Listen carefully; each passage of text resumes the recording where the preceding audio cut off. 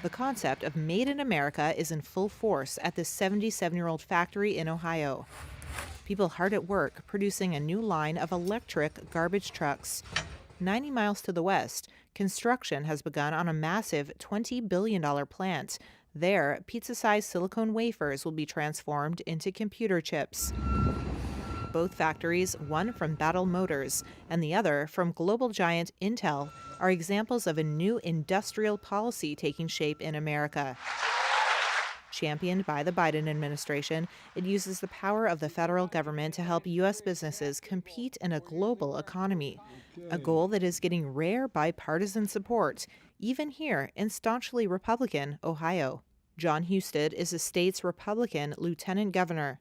When we allowed the semiconductor industry and other vital parts of our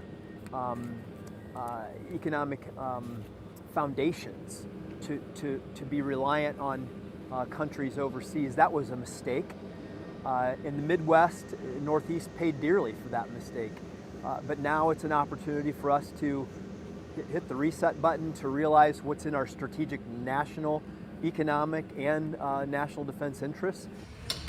Reuters toured both sites and spoke to over a dozen outside experts and political leaders about challenges with the new industrial policy, which includes potential worker shortages and a growing backlash from foreign governments rushing to boost competing companies. But Bruce Andrews, the chief government affairs officer at Intel, says the new approach is critical to even the playing field.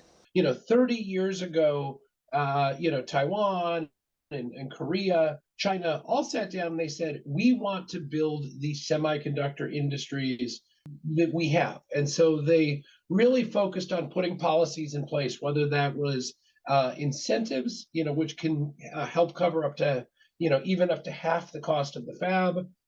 They give, free land, they give tax breaks, they give cash incentives. Now, the U.S. government wants to give too, in the form of tax credits and subsidies. This kind of government support for U.S. companies was once criticized by conservatives as picking winners and losers, and by progressives as corporate welfare.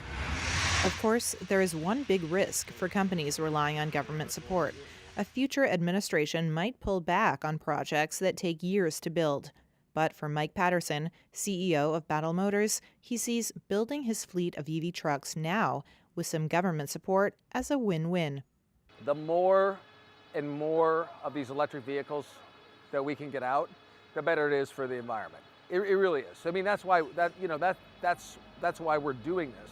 But it's now becoming financially sensible to do it.